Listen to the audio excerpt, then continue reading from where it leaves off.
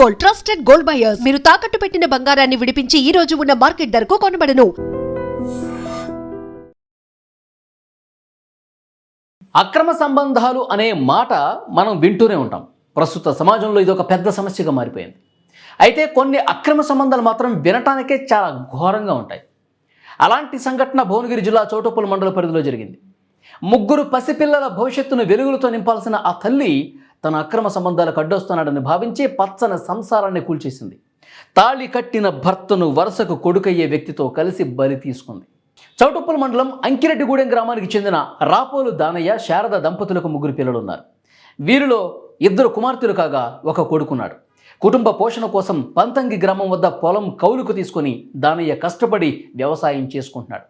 అయితే శారద దారి తప్పి అక్రమ సంబంధం పెట్టుకుంది. సోషల్ మీడియాలో వేరువేరు అకౌంట్లతో స్థానిక రాజకీయ నాయకులతో సహా పలువురితో సంబంధాలు నడిపిస్తోంది. గతంలో కూడా ఆమె మరొకరితో వెళ్ళిపోయి తిరిగి వచ్చినప్పటికీ దానయ్య పిల్లల భవిష్యత్తును ఆలోచించి ఆమెను మన్నించాడు. అయితే ఆ తర్వాత శారద మరింతలా దిగజారింది. తన భర్త సొంత అన్న కుమారుడైన రాపోలు శివతో కూడా శారద తన లిమిట్స్ను దాటి ప్రవర్తించింది. వరుసకు కొడుకయ్యే వ్యక్తితో భార్య సంబంధం పెట్టుకోవడం గమనించిన దానయ్య వాళ్ళిద్దరిపై తీవ్రంగా కోప్పడి మందలించాడు. దీంతో తమకు అడ్డొస్తున్నాడని భావించి బాబాయ్ అని కూడా చూడకుండా దానయ్యను హతమారుస్తానని శివ గతంలో బెదిరింపులకు దిగాడు. తన రిలేషన్కు అడ్డుగా ఉన్నాడని తెలిసి శివతో కలిసి భర్తను చంపాలని శారద భావించింది. ఆదివారం రోజు దానయ్య సూర్యాపేట జిల్లాలోని దురాస్పల్లికి వెళ్లాల్సి ఉంది. కానీ ఆయనకు వెళ్లకుండా అడ్డుకున్నటువంటి శారద ఒక పక్కా ప్లాన్ ప్రకారం పొలం దగ్గరికి తీసుకెళ్ళింది. అక్కడకు ప్రియుడు శివను పిలిపించుకుంది. శారద శివను దానయ్య గమనించడంతో అక్కడ పెద్ద గొడవే జరిగింది. గొడవ జరుగుతున్నప్పుడే దానయ్యపై శివ దాడి చేశాడు. ఈ సమయంలో కింద పడిపోయిన దానయ్య లేవకుండా భార్య శారదే ఆయన కాళ్ళను గట్టిగా పట్టేసుకుంది.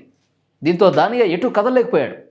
ఇదే సమయం అని చెప్పి వేచి చూస్తున్నటువంటి శివ బండరాళ్లతో విచక్షణారహితంగా దానయ్యని కొట్టి చంపేశాడు. హత్య అనంతరం శారద ఏమీ ఎరగనట్లు పక్క పొలంలో ఉన్న వాళ్ళ వద్దకు వెళ్ళి భర్త కనిపించడం లేదని నాటకమాడింది. అక్కడ ప్రజలు వెతుకుతుంటే దానయ్య రక్తపు మడుగులో శవమే కనిపించాడు.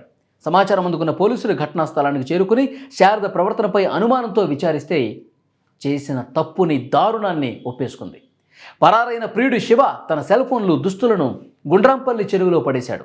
పోలీసులకు దొరకకూడదని పారిపోతుండగా పంతంగి టోల్ ప్లాజా వద్ద పోలీసులు అతన్ని అదుపులోకి తీసుకున్నారు. ఈ కేసు వివరాలను చౌటుప్పల్ డీఎస్పీ పటోళ్ల మధుసూదన్ రెడ్డి విలేకరుల సమావేశం పెట్టి వివరించారు. నిందితులిద్దరిని అరెస్ట్ చేసి రిమాండ్కు తరలించినట్టు పేర్కొన్నారు. ఈ కేసులో భార్య శారదతో పాటు రాపోలు శివను పోలీసులు అరెస్ట్ చేశారు. ఇద్దరిని రిమాండ్కు తరలించారు. కేసు వివరాలని DSP Patolla Madhusudan Reddy press meet పెట్టి అసలు ఏం జరిగింది, ఎట్లా ప్లాన్ చేశారు, ఎట్లా చంపారు అన్నీ కూడా మీడియాకి వివరించారు.